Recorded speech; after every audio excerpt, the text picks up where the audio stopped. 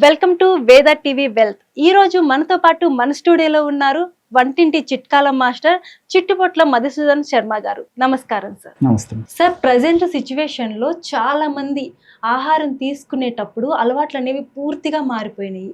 ఒకప్పుడు 8-9 అయ్యేసరికి మనం ఆహారం తీసేసుకునే వాళ్ళం.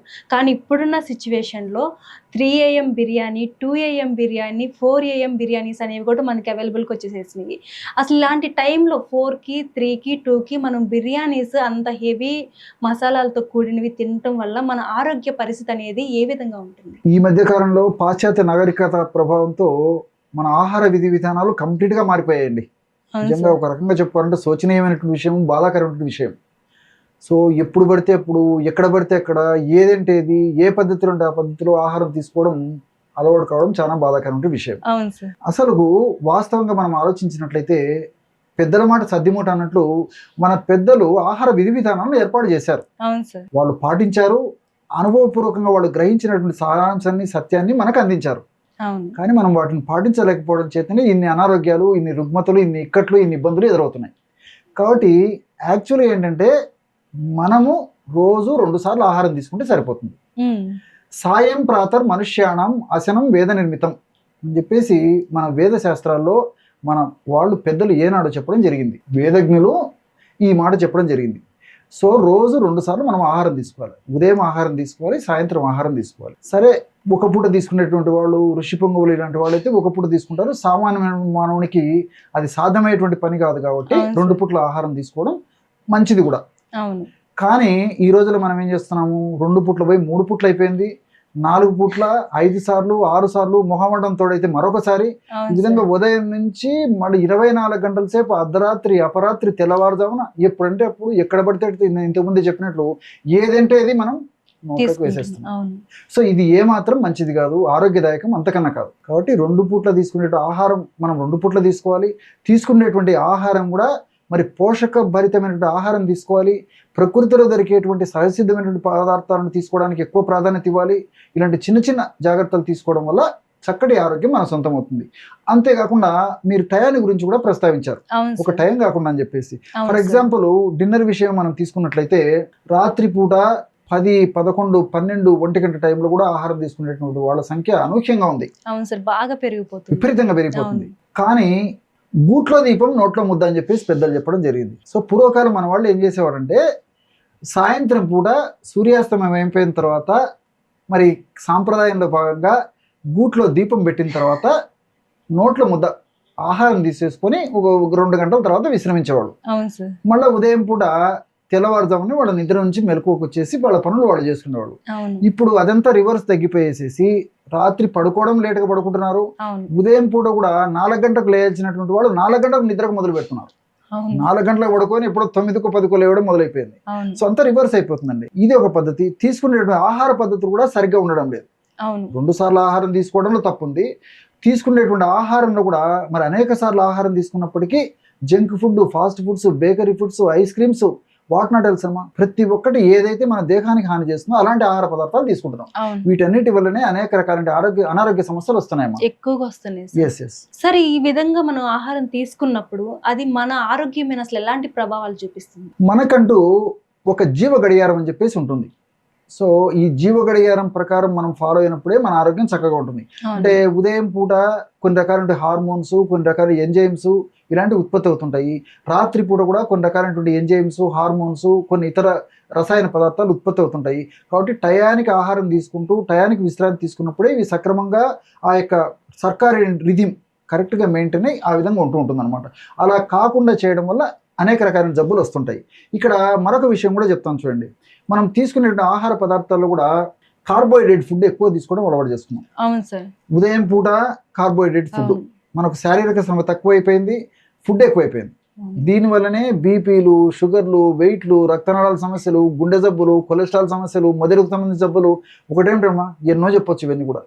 సో ఈ దీనివల్లనే కార్బోహైడ్రేట్ ఫుడ్ అంటే పిండి పదార్థాలు ఎక్కువ తీసుకోవడమే జరుగుతుంది. మీరు ఉదాహరణ గమనించండి, ఉదయం పూట ఇంచుమించు సమాజంలో దాదాపు 80-90% మంది పైనే ఇడ్లీ, దోశ, ఉప్మా, చపాతీలు, పూరీలు, తర్వాత ఈ చెప్తారు కిచిడీలు, ఒకటేమిటమ్మా ఇవన్నీ కూడా కార్బోహైడ్రేట్స్ ఎక్కువ ఉన్నాయి. పాలిష్డ్ ఫుడ్ ఇప్పుడు బియ్యంతో చేసుకున్నది చూద్దామా, అంత పాలిష్డ్ బియ్యంతో తయారు చేసుకునే ఆహార పదార్థాలు. పోనీ గోధుమలు ఏదన్నా మంచిదిగా ఏదన్నా పూరీలు చపాతీలు, యాక్చువల్గా అది కూడా మంచిది కానటువంటి పరిస్థితులు మనం తయారు చేసుకుంటున్నాం. అందుకు పాలిష్ చేసినటువంటి పదార్థాలు, మైదా పిండి గురించి మరీ చెప్పనక్కర్లేదు. ఇటువంటి ఆహారం తీసుకోవడం ఒకటి.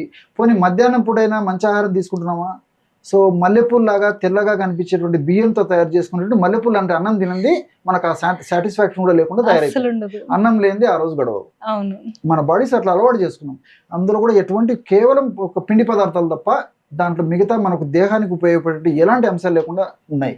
దీనికి తోడు అన్నం తినేటప్పుడు కూడా దాంట్లో కూడా మరి వేయించి ఉడికించేసేసి డీప్ ఫ్రై చేసేసి అలాంటి పదార్థాలను కూడా కలిపి వాడుతున్నాం. విపరీతంగా ఆయిల్ కూడా అందులో అన్నం తినేటప్పుడు భోజనం చేసేటప్పుడు ఇవి వాడుతున్నాం. సో దీనివల్ల అనారోగ్య సమస్యలు కొని తెచ్చుకుంటున్నాం. అదే పద్ధతిలో రాత్రిపూట కూడా డిన్నర్ లేట్గా తీసుకోవడము, లేట్గా తీసుకునే డిన్నర్ కూడా హెవీ ఫుడ్. సో ఈ పలావులు, బిర్యానీలు, నాన్ వెజిటేరియన్ ఫుడ్, దీనికి తోడు కొంతమంది అయితే మరి ఆల్కహాల్ పక్కన పెట్టుకొని తీసుకోవడం. ఒకటేమిటో కొన్ని చెప్పాలన్నా కూడా మనసొప్పనటువంటి పరిస్థితి తయారైపోయింది సమాజంలో. సో కొంతమంది ఆ స్టేటస్ సింబల్ కోసం, స్టేటస్ దీనికోసం కూడా కొంతమంది అట్లా చేసేటువంటి పరిస్థితి ఏర్పడుతుంది. ఇవన్నీ కూడా అనారోగ్యకరమైన లక్షణాలు. అంటే ఈ పద్ధతిలో కాకుండా ఆరోగ్యాన్ని కాపాడుకోవాలంటే మరి మంచి ఆహారం తీసుకోవడం అలవాటు చేసుకోవాలి. రెండవది కూడా ఫ్రిడ్జ్లో రాత్రిపూట ఏం చేస్తారు, చాలా మంది వంట తయారు చేసుకుంటారు, ఫ్రిడ్జ్లో పెట్టేసి నెంబర్ ఆఫ్ టైమ్స్ వాడుతుంటారు. అది కూడా అన్నాన్ని కానీ కూరలు కానీ ఒక్కసారి తయారు చేసుకున్న తర్వాత మరలా వేడి చేయరాదు. కాబట్టి కృతాన్నం వ్యంజనం పునః ఉష్ణీకృతం త్యజేత్ అని చెప్పేసి ఏనాడో మన మహర్షులు వారి వైద్య గ్రంథాల్లో సూచించడం జరిగింది. కృతాన్నం అంటే వండినటువంటి అన్నము, వ్యంజనం అంటే కూరలు, కృతాన్నం వ్యంజనం పునః అంటే మరలా, ఉష్ణీకృతం వేడి చేయడం, త్యజేత్ చేయరాదు, విసర్జించాలి. ఎంతమంది ఫాలో అవుతున్నామ్మా? పెద్దల మాట సద్దిమూట అని పాటించలేకపోవడం చేత ఈ సమస్యలు కలుగుతున్నాయి. దీంతో పాటు ఇంకోటి కూడా ఏం చేసేస్తున్నాము మనం ఆహార విధి విధానాల్లో. సో మైదా పిండితో చేసినటువంటి ఈ స్నాక్స్, ముఖ్యంగా సాయంత్రం పూట ఎక్కువ శాతం మంది గురించి నేను చెప్తున్నానమ్మా. బిస్కెట్ తినేసి పాలు తాగుతాం, కాఫీ తాగుతాం, టీ తాగుతాం. సో క్షీరేణ లవణం అని చెప్పడం జరిగింది. క్షీరం అంటే పాలు, లవణం అంటే ఉప్పు. బిస్కెట్లలో ఉప్పు ఉంటుంది. ఉప్పు లేని మోనోసోడియం, గ్లూటమేట్ ఇలాంటి పదార్థాలతో కలిపి తయారు చేస్తారు, రుచికరంగా తయారు చేస్తారు. సో దీనివల్ల ఏమవుతుందండి, ఉప్పు, అదేవిధంగా క్షీరం అంటే పాలు. సో మీరు పాలు తాగినా పాలలో పాలు గురించి చెప్పనక్కర్లేదు. టీ తాగుతారు, టీ పాలతోనే కలిపి తయారు చేసుకున్న దాంతోనే టీ తాగుతున్నాము. అట్లే కాఫీ ఏదైనా తీసుకోండి. సో రెండు కలిపి తీసుకోవడం వల్ల మరి తాత్కాలికంగా ఎలాంటి ఇబ్బంది ఉండదు. కానీ మరి ముందు కాలంలో అంతు చిక్కని, వైద్యులకు కూడా అంతుబట్టని, పరీక్షలకు అంతుబట్టని అనేక జబ్బులు వస్తున్నాయి. సో అది కూడా ఏమాత్రం క్షేమదాయకం కాదు, ఆరోగ్యదాయకం కాదు. సో అలాంటి పదార్థాలను కూడా విసర్జించవలసిన పరిస్థితి ఉంది. అంతేకాకుండా ఇంకోటి కూడా చెప్తాను చూడండి, సందర్భం వచ్చింది కాబట్టి, సర్వంచ ఆమ్లం పయసా సహ విరుద్ధం అని చెప్పేసి కూడా మన మహర్షులు చెప్పడం జరిగింది. అంటే అన్ని ఆమ్ల పదార్థాలు కూడా పాలతో కలిపి వాడకూడదు అని చెప్పేసి. ఈ రోజుల్లో మనం ఏం చేస్తున్నాం, ఉదయం పూట ఇడ్లీ సాంబారు, దాంతోపాటు కాఫీ టీ తాగుతున్నాం. సో పులియబెట్టినటువంటిది అది, దాంతోపాటు వెంటనే పాలు కలిసినటువంటి పదార్థం. సో సర్వంచ ఆమ్లం పయసా సహ విరుద్ధం. ఆమ్ల పదార్థం పులిపెట్టినది వాడుతున్నాము, పాలు కలిపి వాడుతున్నాము. సో దానివల్ల కూడా అంతుబట్టని అంతు చిక్కని జబ్బులు వస్తున్నాయి. ఇలా చెప్పుకుంటే చాలా విషయాలు ఉన్నాయమ్మా. సందర్భాన్ని బట్టి మరి మళ్ళా వీడియోలో కూడా ఇలాంటి మంచి ప్రశ్నలు అడుగుతుండండి. సమాజానికి ఎంతో ఉపయోగపడేటువంటి ఇలాంటి చక్కటి సమాధానం కూడా మనం చెప్పొచ్చు. Thank you sir. నమస్తే. చూశారు కదండి, ఈరోజు మనం అనేక రకాలైన చిట్కాల గురించి తెలుసుకున్నాం కదా. మీకు కనుక ఈ వీడియోస్ నచ్చినట్లయితే లైక్ చేయండి, షేర్ చేయండి, సబ్స్క్రైబ్ చేసుకోండి.